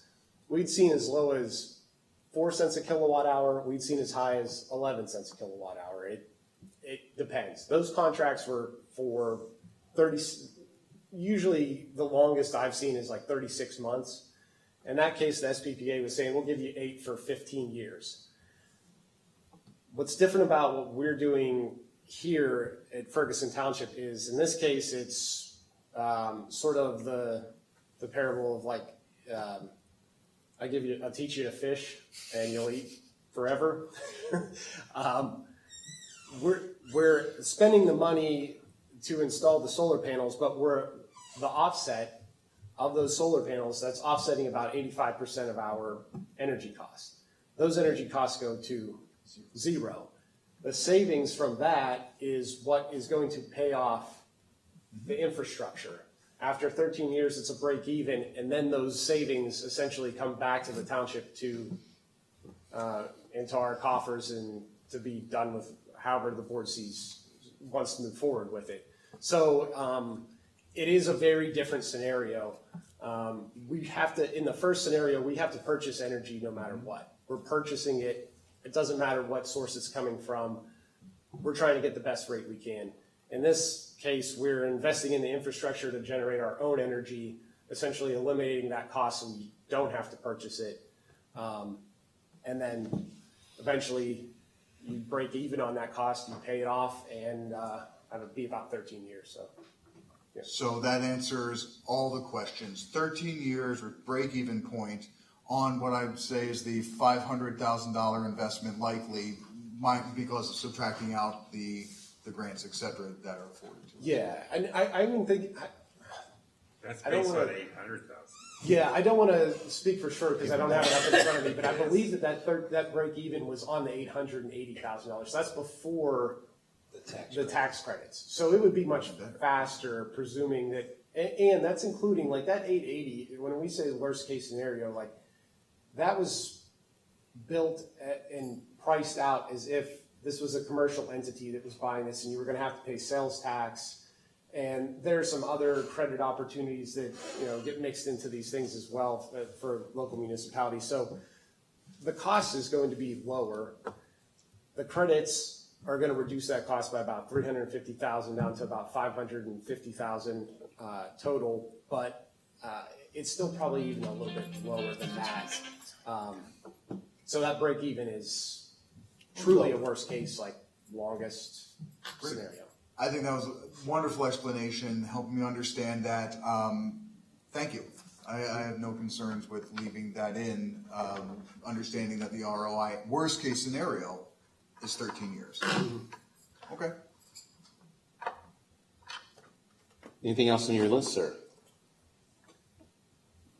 Let me confirm, if you just want to look around the table, I'm sorry. Stevens, while he's waiting, anything No, else? I left my list. Mr. White, you're good? Okay. Yeah. And that is everything. Very good. We're ready for public comment on the Public Works section. I got a quicker. You can outrun him. All my comments on the Sentry and the drones and everything else. You want to take the, okay. So First off, I don't think anybody has said thank you to the staff and to the board for preparing the 2731 capital improvement program budget. I think this is historically something that the township has done for many years. I'm not a real fan of ClearGov, but that's software we're using, and so that's what we'll comment on. I want to talk about this from maybe a higher level and then come down to a lower level of discussion. But as Warren indicated, this CIP is $15.4 million less than last year's 2026-2031 capital improvement program budget. That's a big swing. So I don't know whether the board has looked at this, but the major changes are in the maintenance of our roads and bridges. Over $4.5 million less. Highway construction, $3.3 million less. Municipal buildings, an additional $738,000 more. Specifically for 2027, maintenance of roads and bridges, the budget proposes to spend about $1.9 million less than last year's CIP for 2027. Other significant changes include $450,000 more in public works equipment, And as I indicated, another $526,000, $527,000 for the municipal buildings.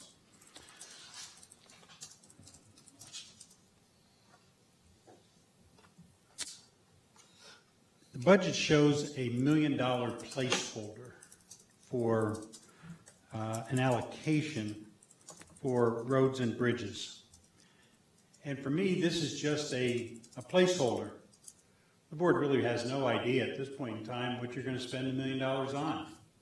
Where in past CIPs, there's been an allocation and a distribution of the CIP based upon road projects that were identified by your engineering department based upon a software program called Paver. And I think that's still in use today, but it determines the condition of your roadways, and it really has served the township very well in having some of the best maintained roads in the center region. And I would challenge anybody to say that we don't have some of the best roads in the region. But that's only because there was forethought and planning that came out of your engineering department.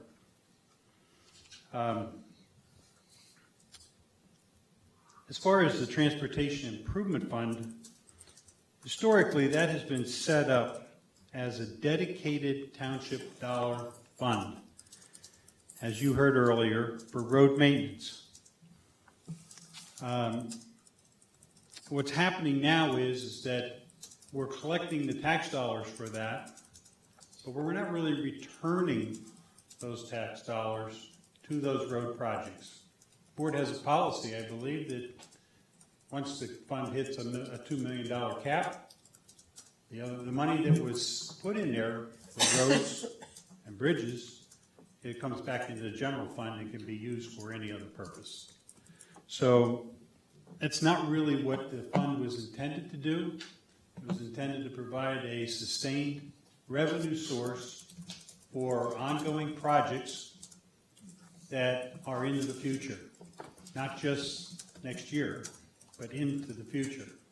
And your $5 million allocation over this 5-year plan is nowhere near what you're going to need in road maintenance, reconstruction, etc.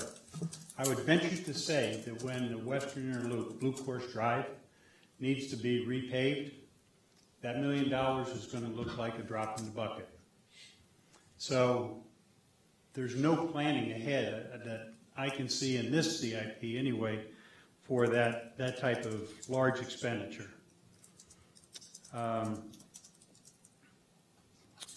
As far as the traffic study, this township-wide traffic study, I too am a proponent of that, but I think the timing of this proposal is wrong. And I'll tell you why.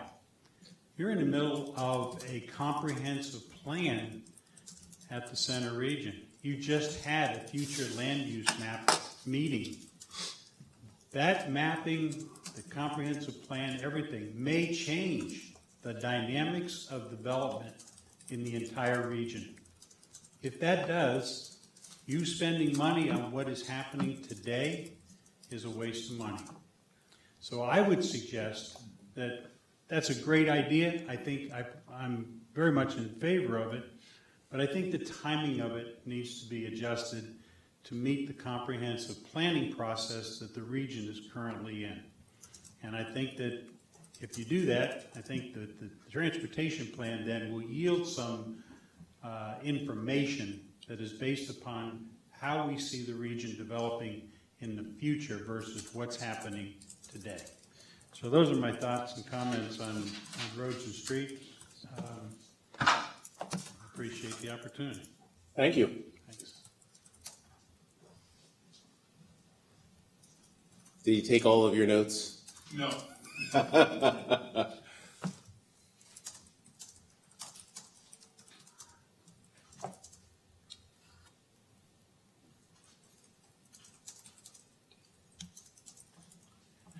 brought more pieces of paper with me this time, only because you covered so many different topics, and rather than interject at each topic, I'm kind of getting them all together.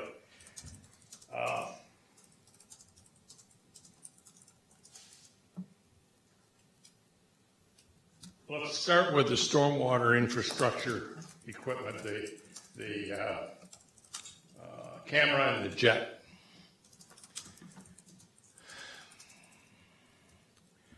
I go back to when we were facing as a township the verbiage, the sky is falling, with regard to the fact that it was being said that we were in imminent danger of having some of our stormwater infrastructure fail.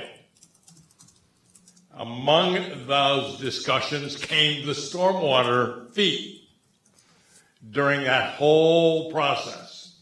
Also during that process, there was a discussion about the camera trucks and the cameras and the jet stuff. For whatever reason, and I don't remember what the reason was, we did not invest in the camera, the jet truck. And as I look at that equipment, it's a relatively specialized two pieces of equipment for specific use. And I think that I would suggest to the board and staff, but suggest to the board that we seek out a cooperative agreement with one or two other local parties to buy that equipment. For us to have it all to ourselves is nice when we want it on day 3 of the month of June and so on. But it's so highly specialized that, and expensive, that I suspect that there might be some partners out there in the center region or the greater center region in the county that would be interested in share costing that kind of equipment. And so I would suggest that that be pursued prior to outright purchasing on the part of the township.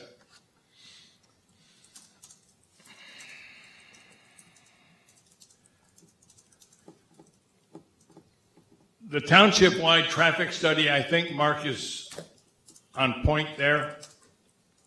We need to wait a little bit longer, maybe a year, to get some solid data-driven information regarding center region growth, where it's going to happen, how it's going to happen. We've heard bits and pieces of it. We've heard, for example, that Ferguson Township still has plenty of available land for development, but it's scattered throughout the township. If the Blue Course Drive developments had taken place in the last 5 to 7 years, I would very much entertain doing the traffic study right now. But that's our biggest area of internal growth. I know that there's growth by our neighboring townships in the borough. And so I don't think that waiting a year is going to be a problem, because we don't know what's going to happen with the Blue Course Drive developments anyway. I'd like to wait a year for that study to be done, in spite of the fact that I'm known as not a great supporter of having studies done. With regard to the solar,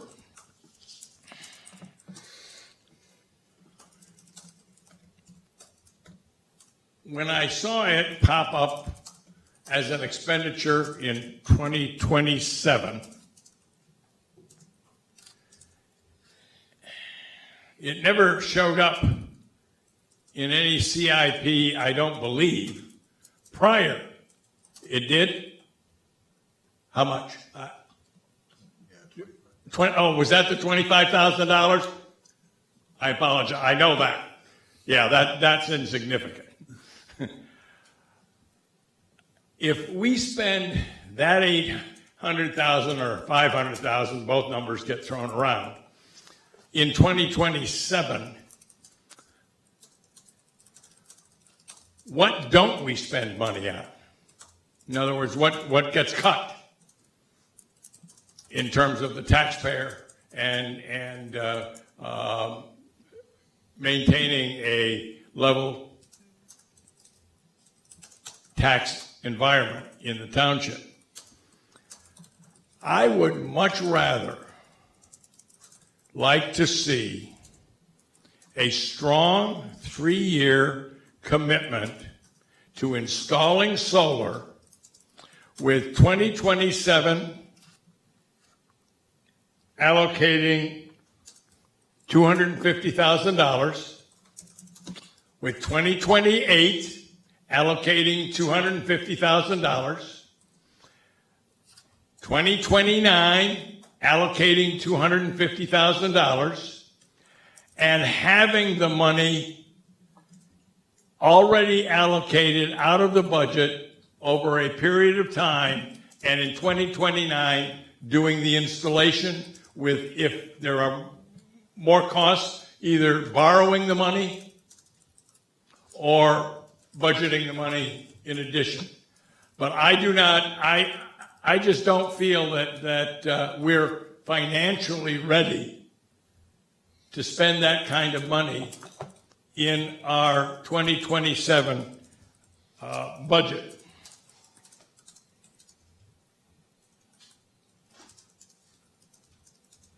I agree with Mark with regard to what the CIP says about allocation for road resurfacing, $1 million. It's not enough money, won't be enough money. I think we've got to look at some actual projects and decide what projects we can afford. Very few projects come in at under $100,000 anyway. And so I think we've been doing micro-surfacing of roads for some time in the township. Micro-surfacing is fine on a short-term basis, but we've been doing quite a bit of it. And so consequently, it's failing because the problems are underlying with regard to the cracks that are developing on some of our rural roads. So I believe that we've got to look at that $1 million placeholder and actually assign some specific projects so we know what we're going to pay for. Thank you. Thank you.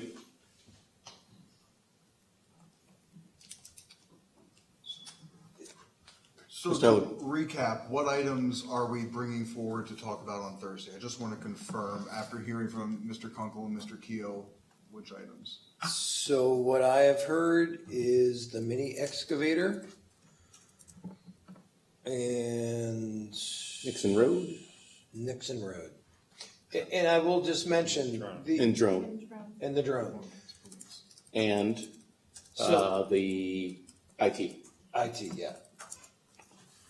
The $1,000 and the $750, so the $1,000 for the road project and the $750 for stormwater, these are floors, not ceilings. So just understand, this is the minimum amount that we're requesting just to keep the projects which have been deferred year after year. This is no way the max amount that the board can offer to the budget. So this is the minimum amount that on the administrative side, we believe that we should have known. And to address to Mark's concern, the roads are still going through the engineer recommendations. It's just the reality is this year, we bid out and got a lower cost. So we have to come back and require more approval to still hit the amounts allocated. So it makes sense as the manager to say, what are you comfortable with, and leave it up to the engineers and our softwares that we use to hit what the Board of Supervisors is comfortable allocating. Leave it up to the engineers and the staff to decide which roads. If you give us more money, we'll do more roads. So again, these are just floors. If you want to give us more money for road projects and stormwater, we can fulfill those. So if I may, just to confirm, not 1,000 for roads, 1 million for roads. A million. Okay. Sorry.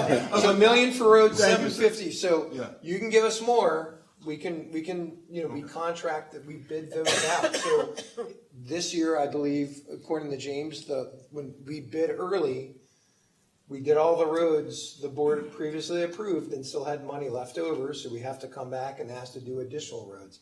It just makes sense to me if you're comfortable with X dollars and we come in under budget, that it makes common sense to both Bill and Mark's point.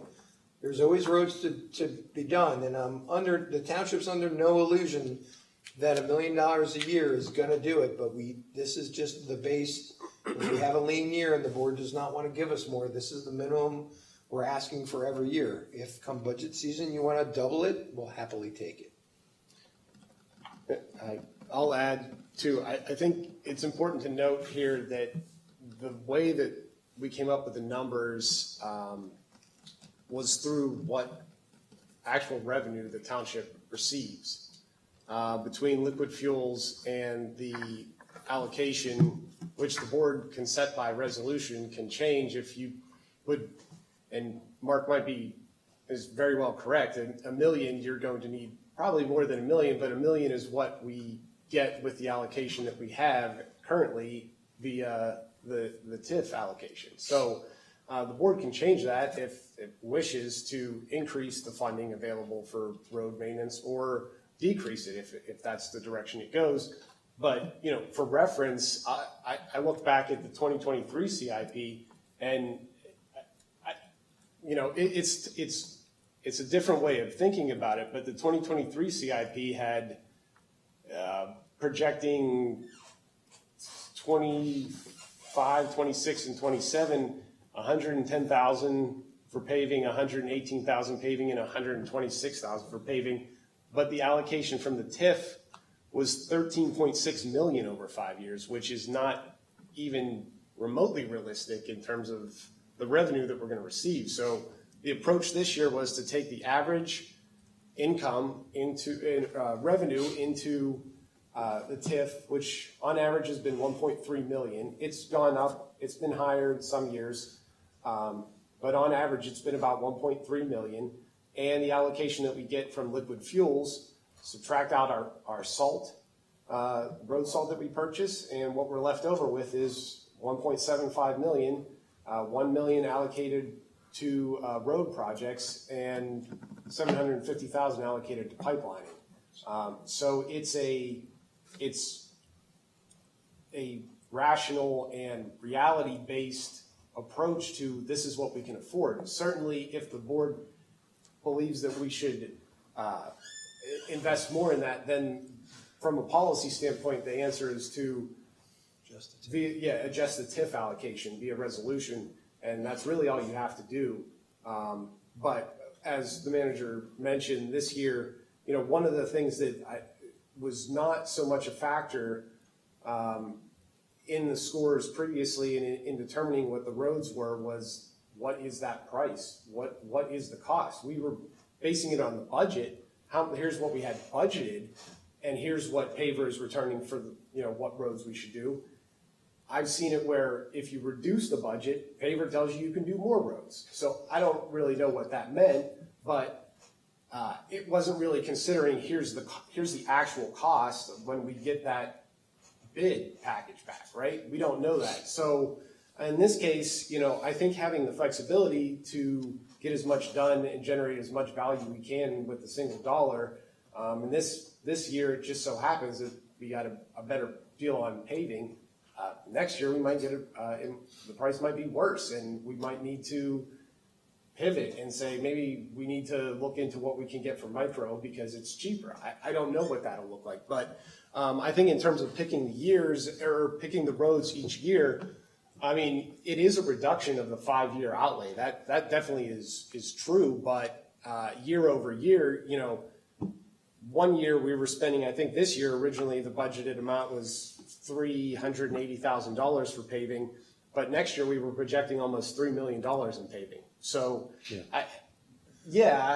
it can be like that, but it's just not, it's not realistic. It's not the reality of what we have coming in. This is a dollars in, dollars out scenario, and with the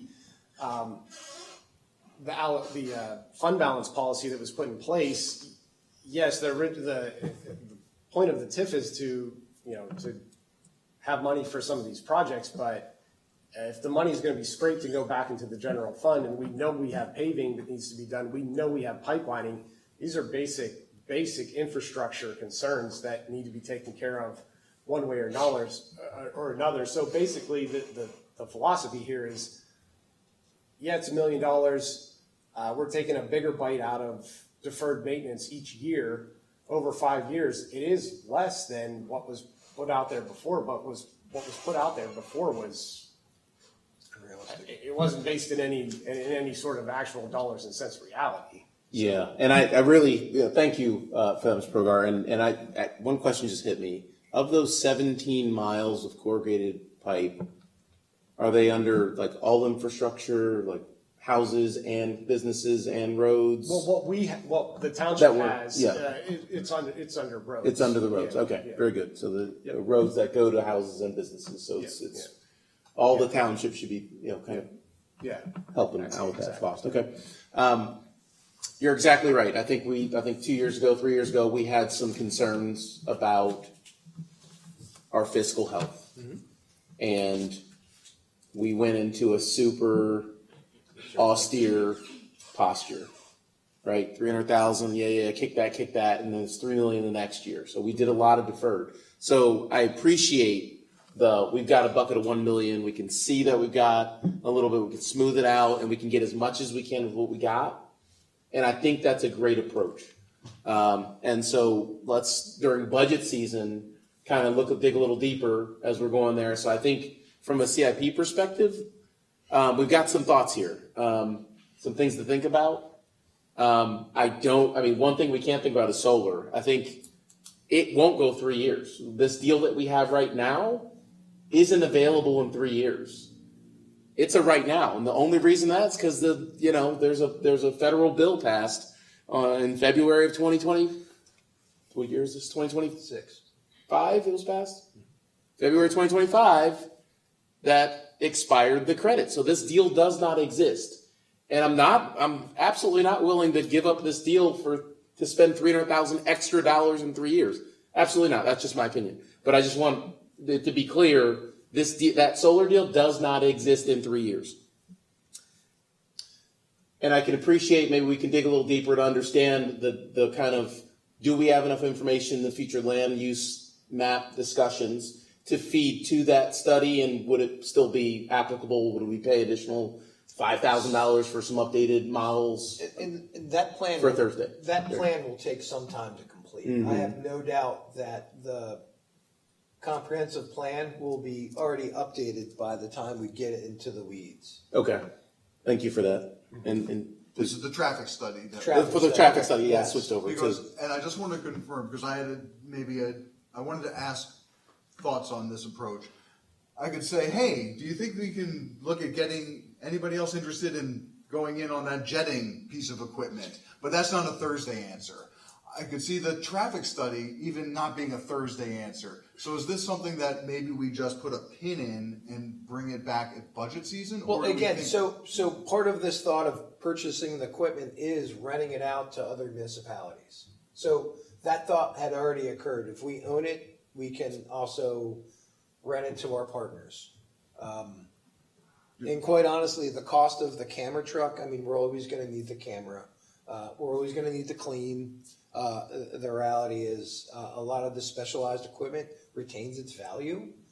So even if you use it for 5 or 6 or 8 years and you just put it back on municipal bid, you're probably going to recoup the cost. And again, to James's point, you're saving $1 million by investing in 118 for this and 40 for the truck. If you bought it and sold it and recoup 70% of your cost, you're still several $100,000 ahead of the game. And that's not taking into consideration renting it out to all of the other partners that all have the same issues with stormwater or even sewer. So do we see that as maybe being a shared use agreement or something come budget season? We might see something like that in front of us to then. Yeah, so my ask would say, keep it in. James has heard, reach out to our regional partners, see if there's any interest in going into either a cost sharing, an MOU, a multi-jurisdictional purchase agreement. Sometimes they get complicated with who has it, how much available is it, who holds the insurance versus we have it, you can rent it X per day, and if you want an operator, we bill for that as well. Okay. So all discussions, great for the actual budget season. So I just want to make sure I have it right for my staff. Drones, which will be some more information for the chief to come back on Thursday. The mini excavator, Mr. Heller would like to know what our rental costs are, and if it's actually just cheaper, even if we wish to rent it more often, if that makes more fiscal sense. Nixon Road. In Nixon Road, right, and Revisited that's more of a, again, you can always keep that in the CIP, and during budget discussion, you can always strip it from there. Fair right? enough. So like, if you remove what you want for next year, trying to put it back in is much harder saying that it's in the CIP, but we don't want to do it for the operating. And that'll give us some more time to do some research of, does this current board want to revisit a prior board decision about what's the best for the community at that intersection? Copy that. And I think the traffic study was the fourth item that I had, and that Traffic was study, okay, perhaps is anybody else going to go in with us on it? okay. And again, we might not be able to get answers Yeah, or postpone. Yeah. for that, but again, that's one of those things where you can always keep it in CIP and just not put it forward. That's where we're at. Did you go one more? So with the traffic study, I remember we were talking, but like there's different scenarios that would be run through. So like different development scenarios, like, if this blue course development does not get developed, like, so there could be different outcomes and different models and stuff. So Yes. to that point about like, well, this development might happen, like, well, that could be baked into the traffic study. And then on the roads, just real quick, this is actually a larger federal issue too. Like, roads need to be thought of as liabilities because that's what they are. Like, frankly, the reason why a lot of other countries have gas taxes so high is because they treat them like the liabilities that they are. So I really appreciated hearing you say, this is our revenue, this is our expenditures, they have to match up. And the fact of the matter is, like, cars are heavier now than they were in the 70s. So these roads are going to degrade faster. And the meteorologist in me is like, well, we're also getting a lot of heavier downpours, and that's going to make our roads degrade faster too. So we do have a reality to reckon with, and that is why I bike everywhere. So, thank you. All right, I think we have actions for Thursday to kind of talk through a little bit more and wrap up this process. Appreciate everybody's feedback here, community feedback. We're on to communications to the board. Wait. Data centers, ongoing communications regarding data centers. I will tell you that is, and then I'll get with manager afterwards, but communication regarding, we'll say, property line disputes. Okay. So. Joe? But not alleys, right? Sorry, that's a whole other conversation. So communications regarding solar. Stevens? Oh, I'm sorry, communications regarding rental properties. Fun. Communications about all the above. So, and fire hydrants and Response times. response times for firefighters. And I did forward that on to COG. So I think you did too, right? Okay. Very good. Thank you. Calendar items, there on the agenda. Got a meeting on Thursday. got our, Planning is tomorrow, data centers. Yep. ooh, have fun with that. Thank you. And I apologize. Also had a communication related to Rock Spring and the owner. Yes. Copy that. We're getting closer and closer to Ferguson 225, Red, White, and Community Night on the 15th. Hope everybody can make it out there. And then volunteer for Kaboom Playground Build Day, August 13th through 15th. There's a link somewhere to do it. I think I saw it on. You can scan a QR code out in the lobby. Oh, okay. It's on the website, yep. Yep. It's in the agenda packets. Yeah, that's awesome. Email went out. Yep. Anything else before we wrap up, Ms. Stevens? Motion to adjourn. I'll second, and we're adjourned. Thank you so much.